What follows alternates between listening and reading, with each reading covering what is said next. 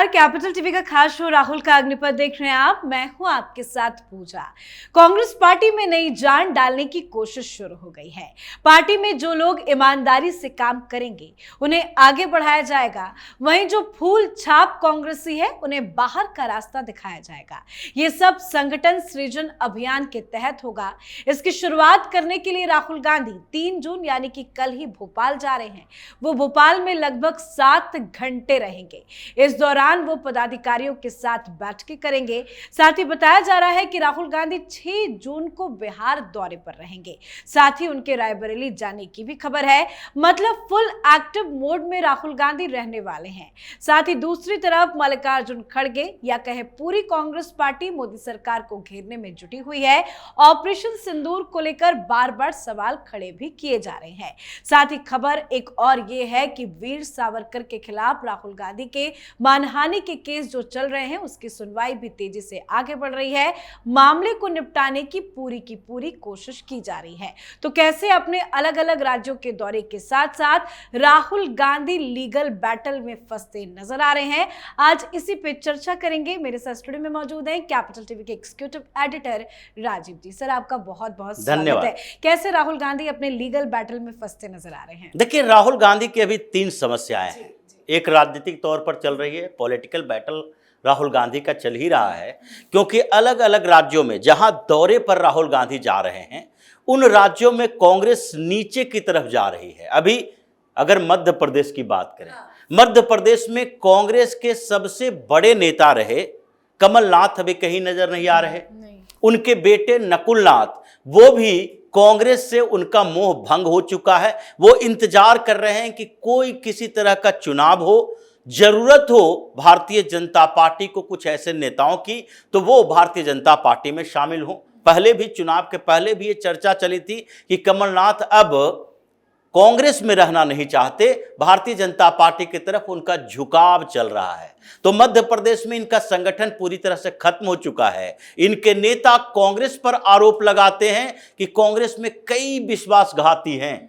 इनके नेता ही लगाते हैं कि कांग्रेस की गुटबाजी कैंसर से भी ज्यादा खतरनाक है, ये गुटबाजी खत्म नहीं हो सकती। यानी कि मध्य प्रदेश के दौरे पर जाने से कोई फर्क नहीं पड़ने वाला है। राहुल गांधी वहां जाएंगे आएंगे केवल अपने फायदे के लिए, कि उनके ऊपर जो सवाल उठते हैं।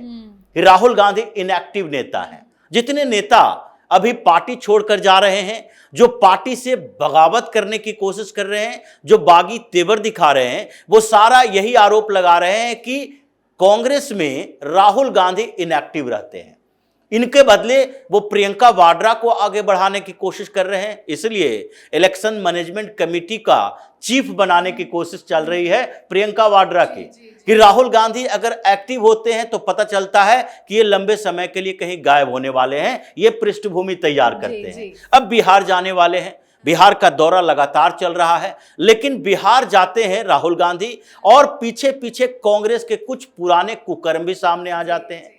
अभी राहुल गांधी के बिहार दौरा से पहले एक बड़ा मामला उठा है, ललित नारायण मिश्रा हत्याकांड, जिनको ग्रेनेड हमले में मार दिया गया था। रेलवे मिनिस्टर थे जगन्नाथ मिश्रा के बड़े भाई। जगन्नाथ मिश्रा 3 बार मुख्यमंत्री रह चुके हैं बिहार के, और अभी भी वो अनसुलझा केस फिर से सामने आ चुका है।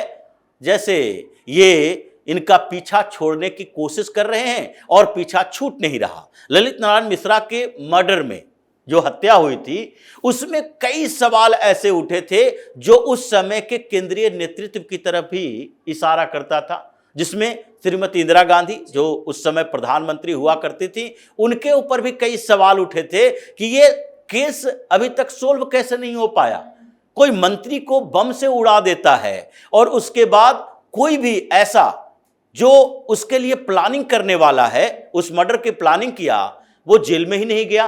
तो अभी अश्विनी चौबे उन्होंने उठाया है ये सवाल कि इसकी फिर से जांच होनी चाहिए, एसआईटी गठित होनी चाहिए इसके लिए। और उसमें कई कांग्रेस के नेताओं की नींद उड़ी हुई है कि अगर ये गठित होती है एसआईटी और कुछ थोड़े थोड़े खुलासे होते हैं तो उसके बाद गांधी नेहरू परिवार इस दलदल में फंस जाएगा। राहुल गांधी जवाब नहीं दे पाएंगे। इसलिए बिहार दौरे से पहले एक नई मुसीबत। तो राहुल गांधी ये पॉलिटिकल बैटल में तो ऐसे उलझ चुके हैं कि इनके लिए आगे कुछ समय तक राजनीति में महत्वपूर्ण भूमिका निभाना, यानी कि हिंदुस्तान के विपक्ष की राजनीति के केंद्र में रहना मुश्किल हो जाएगा। और उसी तरीके से ये मोरल बैटल भी लड़ रहे हैं। ये नैतिकता, राहुल गांधी की मोरलिटी की बात जो कांग्रेस की जा रही है, जो आपने कहा कि कैसे राहुल गांधी या फिर मल्लिकार्जुन खड़गे या कांग्रेस के दूसरे नेता, ये सारे लोग क्या कर रहे हैं, ऑपरेशन सिंदूर पर सवाल उठा रहे हैं। दो तरह के सवाल उठा रहे हैं। एक सवाल इनका है कि भारतीय जनता पार्टी इसका राजनीतिक फायदा उठा रही है। उसके लिए मल्लिकार्जुन खड़गे ने कहा कि प्रधानमंत्री मोदी को ऑपरेशन सिंदूर नहीं करना चाहिए, बल्कि दूसरे कामों पर ध्यान देना चाहिए। अगर मल्लिकार्जुन खड़गे कह रहे हैं तो उससे पहले उनको स्टडी कर लेनी चाहिए और स्टडी करके अपनी टीम को बताना चाहिए कि देखो भाई, हमें कुछ ऐसे काम चाहिए जिससे गिनाया जा सके कि प्रधानमंत्री मोदी एक चुनावी रैली करने के लिए गए और उसके कारण यह काम रुक गया, इस फाइल पर साइन नहीं हो पाया, वो डील नहीं हो पाई। ये प्रधानमंत्री के कार्यालय से, यानी पीएमओ जो है, उससे इन लोगों को ये जानकारी इकट्ठा करना चाहिए कि कौन से काम रुके हुए हैं। प्रधानमंत्री मोदी के बारे में तो कहा जाता है कि वो अपने प्लेन में भी काम करते रहते हैं, ये चुनाव की तैयारी सिर्फ नहीं करते, उनके साथ पूरी टीम भी रहती है। पीएमओ के से डायरेक्ट कंसल्ट रहता है कि कोई भी ऐसा उस समय काम ना हो जिसके कारण पीएम मोदी बाहर गए हुए हो और यहां काम रुक गया हो। तो ऐसी स्थितियों में इन लोगों के पास मोरल राइट्स नहीं है कि आप सरकार पर ऐसे सवाल उठाएं कि ऑपरेशन सिंदूर हो या पाकिस्तान के खिलाफ चल रही रेगुलर कार्रवाई में आप सरकार को घेरते घेरते पीएम मोदी को घेर लें और फिर भारतीय जनता पार्टी को घेरते घेरते आप पूरे देश पर सवाल उठा दें।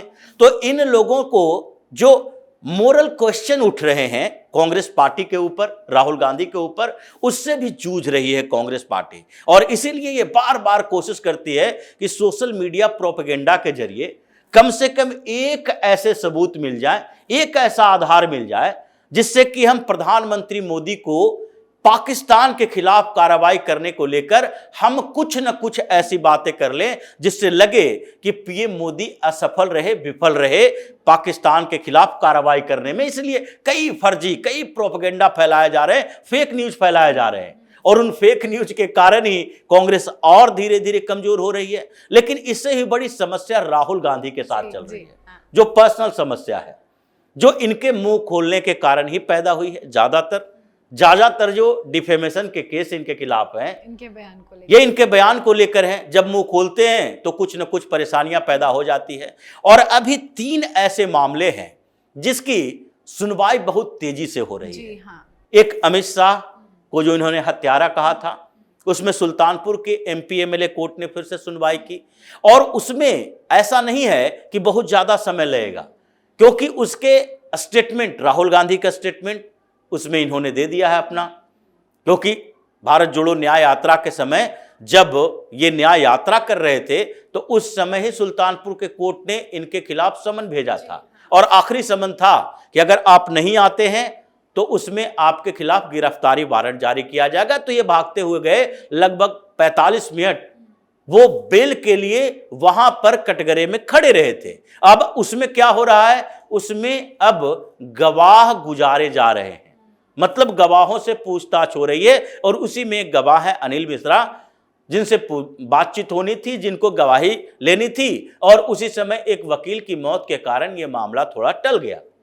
कुछ समय बाद सुनवाई होगी, 1 जुलाई का डेट तय किया गया है। लेकिन जब एमपी एमएलए कोर्ट में स्टेटमेंट जारी हो गया, दोनों का स्टेटमेंट ले लिए गए, गवाही अब दिए जा रहे हैं, तो इसका मतलब है कि ये फाइनल स्टेज में है। 1-2 महीने के अंदर सारे गवाह अपना बयान दर्ज कर देंगे, क्रॉस क्वेश्चनिंग हो जाएगा, उसके बाद सजा पर फैसला होगा और इसमें सजा मिलनी है। बिल्कुल जैसे मोदी सरनेम में मिली थी, वैसे ही अमित शाह को हत्यारा कहने पर सजा मिलेगी। ये 2018 में इन्होंने भारतीय जनता पार्टी के राष्ट्रीय अध्यक्ष के खिलाफ बोला और यह भी कहा था कि भारतीय जनता पार्टी ही वो पार्टी है जो एक हत्यारे को अपना अध्यक्ष बनाएगी और उसके सारे नेता कार्यकर्ता उनको झेल सकते हैं। मतलब ये करोड़ों भारतीय जनता पार्टी के सपोर्टर के बिहाफ पर ये केस दर्ज किया गया है और इसलिए इसमें भी सजा होने की संभावना ज्यादा बढ़ गई है। उसी तरह चाईबासा के केस में देखिए,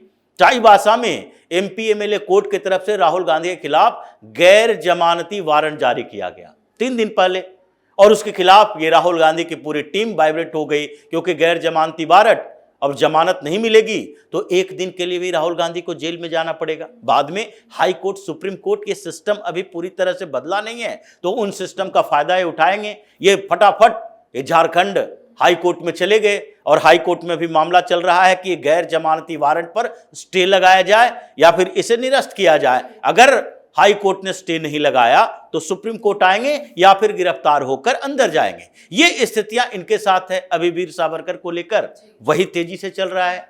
सात्विकी सावरकर ने एक याचिका दायर की, भले ही याचिका स्वीकार नहीं हुई, लेकिन उन्होंने याचिका दायर की कि इतने समय से मामला चल रहा है और आपने एक परमानेंट जमानत दे दी है, परमानेंट बेल, और उसके बाद आपने ये भी कह दिया कि परमानेंटली राहुल गांधी को इस हियरिंग में उपस्थित होने से रोक लगा दी गई है, वो नहीं आएंगे, कोई दिक्कत नहीं है। लेकिन इसी के खिलाफ याचिका दायर की गई थी, रिजेक्ट हो गई, लेकिन वो आगे भी याचिका दायर कर रहे हैं और कह रहे हैं कि जितना जल्दी से जल्दी इस मामले की सुनवाई खत्म करो या फिर जमानत रद्द करो। दोनों काम एक साथ नहीं चलेगा। ये तो चाहते हैं कि जमानत पर हम बाहर आए, नेशनल हेराल्ड की तरह 12 साल 13 साल हो गया और उसके बावजूद आप जमानत पर बाहर हो, केस चलता रहे, लंबे समय तक चलता रहे, उससे कोई फर्क इन लोगों को पड़ेगा नहीं। वकील को पैसा नहीं देना, क्योंकि ये सारे कांग्रेस के खेमे के वकील हैं। और इसलिए सात्विकी सावरकर की उस याचिका के बाद दूसरे स्तर पर जो सुनवाई नासिक और पुणे 2 जगह हो रही है, और दोनों जगह पर यह सुनवाई में वीर सावरकर के मुद्दे पर कहा गया कि भाई देखिए, वीर सावरकर के खिलाफ जो टिप्पणी इन्होंने की थी उसमें तो अब सुप्रीम कोर्ट ने भी इनको डांट फटकार लगा दी है। सुप्रीम कोर्ट में पिछले दिनों जब यही मामला आया था तो उन्होंने राहुल गांधी को वीर सावरकर के मुद्दे पर कहा था, सुप्रीम कोर्ट के जज ने कहा था कि भाई आप बार बार आते हो यहां और यहां से आप बेल लेकर चले जाते हो। निरस्त की थी याचिका। राहुल गांधी ने यह चाईबासा मुद्दे पर मामले में ही कहा था कि जो वीर सावरकर के मुद्दे पर इन लोगों ने अलग अलग याचिका दायर की है उसको एक साथ रखा जाए और हमें बेल दिया जाए। तो उस मामले में ये सुप्रीम कोर्ट के जज ने कहा था कि वीर सावरकर एक स्वतंत्रता सेनानी थे और उन लोगों का अपमान नहीं किया जाना चाहिए। इसमें अभिषेक मनु सिंघवी को डांट भी पड़ी थी कि आप बार बार इस मुद्दे को घुमाने की कोशिश कर रहे हो, लेकिन आप अपने क्लाइंट को सुनाओ। और अगर आगे से एक शब्द भी उन्होंने वीर सावरकर के बारे में बोला तो यह माना जाएगा कि सुप्रीम कोर्ट के फैसले के खिलाफ गए, उन्होंने सुप्रीम कोर्ट की अवमानना की और हम सीधे तौर पर उनकी गिरफ्तारी वारंट इशू करेंगे। ये लोकल कोर्ट की जरूरत नहीं पड़ेगी। मतलब लीगल बैटल में अब राहुल गांधी उलझ चुके हैं। चाहे नेशनल हेराल्ड का केस हो, कोर्ट में चल रहा है, डिफेमेशन का केस हो, कोर्ट में चल रहा है, नागरिकता का मामला हो, कोर्ट में चल रहा है। तो ये 3 मोर्चों पर ऐसे घिरे हैं कि लग रहा है कुछ समय के अंदर हिंदुस्तान के उन लोगों को खुशखबरी मिलेगी जो राहुल गांधी को ये देश विरोधी गतिविधियों में शामिल लोगों का सरदार मानते हैं। उन लोगों के लिए कोर्ट से हो या सरकार से हो या फिर जो एफआईआर दर्ज हुआ है उस थाने से हो, कहीं ना कहीं से ये खुशखबरी आएगी कि राहुल गांधी आज गिरफ्तार करके जेल भेज दिया। बिल्कुल, और सबको लगता है कि इस खुशखबरी का इंतजार भी होगा, क्योंकि लगातार हमारे दर्शक भी कहते हैं कि जल्द राहुल गांधी के खिलाफ सख्त से सख्त एक्शन हो। बहुत बहुत धन्यवाद सर समझाने के लिए। तो वीर सावरकर का अपमान करना राहुल गांधी को महंगा पड़ता दिख रहा है और साथ ही एक नहीं, जितने भी मानहानि के केस चल रहे हैं सब पर तेजी से सुनवाई होगी और जल्द मामले के खिलाफ कार्रवाई भी की जा सकती है। मतलब एक बहुत बड़ी लीगल बैटल में राहुल गांधी बुरे फंसते नजर आ रहे हैं। तो आपकी क्या कुछ राय है, कमेंट करके लिखिएगा। देखते रहिए कैपिटल टीवी। नमस्कार।